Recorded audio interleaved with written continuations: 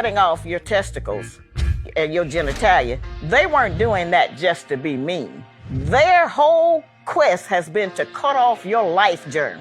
See, the power is in your seed. All right? It's not in nothing about size and all of that people say. The power is in your seed because you all are the greatest men on earth, the maker, the owner, the cream of the planet Earth, God of the universe. Can't nobody take that from you. Now, I know we got some of the guys in the gutter. We got some of the guys on crack. We got the guys in prison. But that doesn't negate who you really are. And the only person that don't know who the black man is the black man. Y'all, they have found a rock. Y'all can look this up. In the Congo, about not even 24 hours ago. And it's an electric rock. It can light up anything. It's a natural source of energy. They found it. And somebody, I don't know who was the dumbass who let this shit out. You see this? That's the rock. That's the little wire. And that's the wire being electrified by a rock that they just found. I don't know who the jackass was who sat up there and let this shit go out. But now they have just signed their names on the dotted line for killing so many people. Because how many nations all wouldn't give for some shit like that? And it's not that they found one or two. There was a whole fucking mountain found. So maybe, just maybe, Black Panther had something, well, somebody knew something already. Just saying. I mean, a rock in the ground, between the rocks in the ground that are electrified and can use a little light, a little rock, a light, and then you connect that light to the rock and the damn thing lights up. And then on top of that, they found a mountain not too far away in the Congo that's made of gold.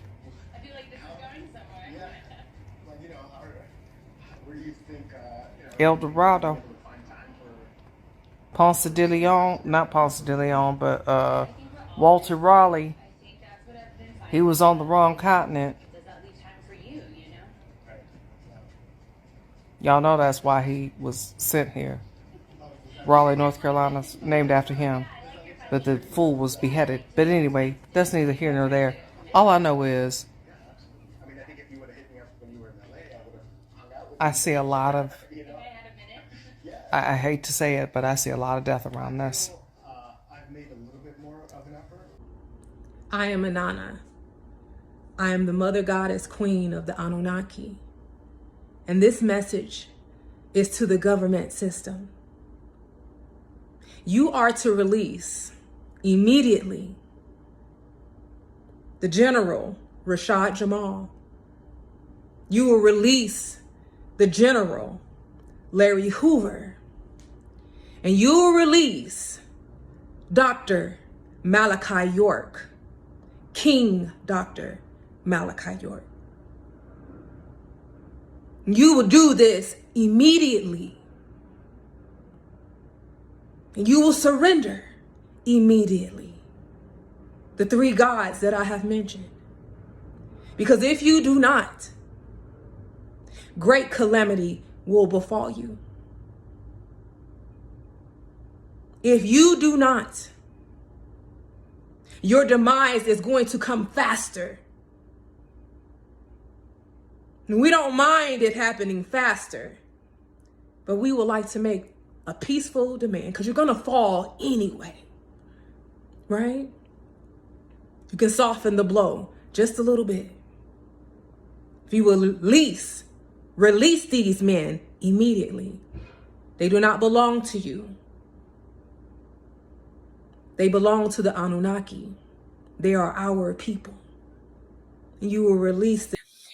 In reality, when people talk about American hegemony, American dominance, American imperialism, etc., what we have to realize is that what we are looking at for what the United States has attempted to do for more than a century is attempt to dominate the world.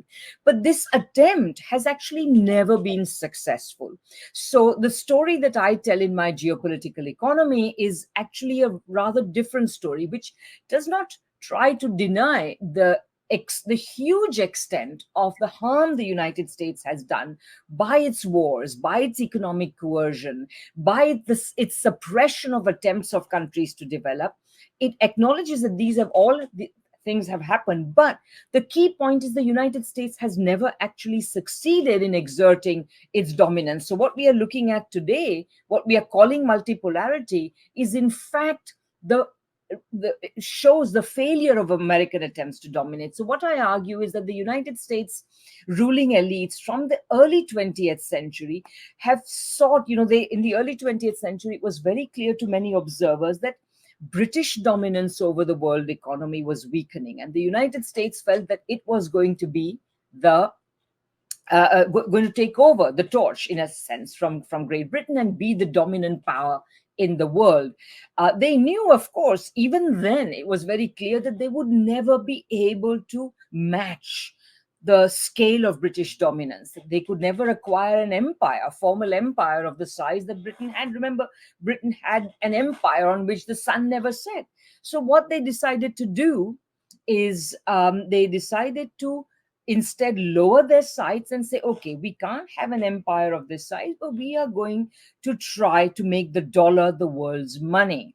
The way in which they tried to do so after the First World War and the financial mayhem they caused, etc., is a really interesting story that I've written about, Michael's also written about, and so on. But after the Second World War, we are told that, the dollar became the world's currency and so on. But the fact of the matter was that the first attempt to try to make the dollar the world's currency fell foul of the very famous Triffin dilemma, which is to say that since the United States could not export capital, since it had no capacity to do so, Britain could export capital because it had an empire. It had an empire from which it drew surpluses. So the United States had no such empire, no such imperial surpluses. So it created dollar liquidity by running deficits. And Robert Triffin pointed out, the bigger the deficits, the lower will be the value of the dollar and the lower will be the attractions of the dollar. This logic finally worked itself out, and the United States was forced to break the dollar's link with gold because people were ditching the dollar in favor of gold. Countries were ditching dollars in favor of gold, including famous Western allies, European allies, and so on. And since then, what Michael and I actually also argued in a recent paper we did called Beyond the Dollar Creditocracy, we argued that since 1971, and by the way, this is also my argument in geopolitical economy, since that time, the dollar has become reliant on a series of financializations or a series of expansions of purely financial activity, so that the unattractiveness of the dollar for normal economic uses, trade uses, and so on, is counteracted by vastly expanding the financial demand for the dollar. And that is why this age, the post-71 age of alleged dollar dominance, in fact, which has been rested on a series of financializations one after another, it has also been an age of recurring financial crises. So what I want to emphasize is that what we are looking at is the result of American attempts to dominate the world, but they are all attempts that have failed. And this is another story which we will tell. Hey, you right there, you listening? Alright, good. The black man is God. Yep, that's right, you heard it correctly. The black man is God. Brother Joshua, you've gone too far. Nah, I ain't went far enough. The Honorable Elijah Muhammad writes in Message to the Black Man, God is a man, and we just cannot make him other than man, lest we make him an inferior one. For man's intelligence has no equal in other than man. His wisdom is infinite, capable of accomplishing anything that his brain can conceive. A spirit is subjected to us, and not we to the spirit. Let's prove it. Genesis 18:2 says Abraham saw 3 men walking, and one was the Lord. Exodus 15:3 says God is a man of war. Exodus 33:11 says God spoke to Moses face to face. But let's take a look at the Holy Quran. Holy Quran 39:67 says Allah has hands. Holy Quran 68:42 says Allah has a shin. Holy Quran 57:4 says Allah will be on a throne. What's the purpose of a throne without a body to sit on it? You gots to ask these questions, family. But let's take a look at some other religions through a more historical context. Historian of religion, and my big brother, Dr. Wesley Muhammad, also known as True Islam. Peace, God. He wrote an incredibly profound book titled The Book of God, an encyclopedia of proof that the black man is God. Oh, we got some receipts with them facts today, family. Dr. Wesley writes, the whole world at one time knew that the black man was he, through whom the Supreme all manifested himself. J.A. Rogers, in his 100 Amazing Facts About the Negro says, nearly all the ancient gods of the old and new world were black and had woolly hair. My waves do be bussin', boy.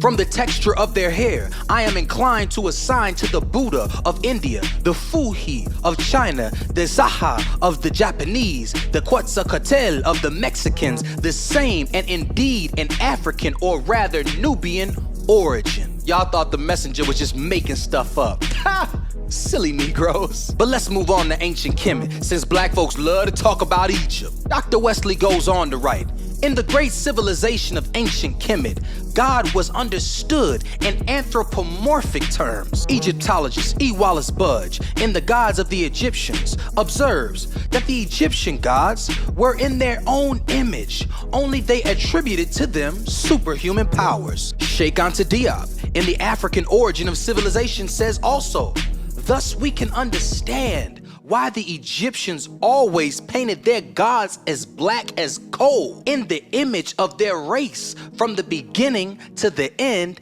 of their history. Ye shall know the truth, and the truth shall... Let no one who is negative want to spoil what we are doing for ourselves in order to unite Africa. We belong to this continent. We don't mind having and bearing sanctions banning us from Europe. We are not Europeans. We have not asked for any inch of Europe, or any square inch of that territory.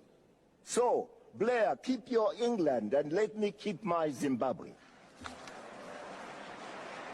Mr. Chairman, having said that, may I say, people must always come first in any process of sustainable development, and let our Africans come first in the development of Africa, not as puppets, not as beggars, but as a... Black folks, I got some crazy news. Donald Trump went on his social media platform, Truth Social, and he said that the FBI and the DOJ thugs need to be dealt with. Y'all, every black person in America and their grandma knows what that kind of talk mean. Black folks, stay out of this, because this is another scenario just like Ukraine and Russia. This is white supremacists versus white supremacists. A lot of Trump supporters are judges and cops, lawyers, business leaders, congressmen, senators, you name it. So, black folks, this is a very fascinating time that we're about to see in this country. And we don't say or do anything until they come for us. Let these white supremacists go at each other. All right?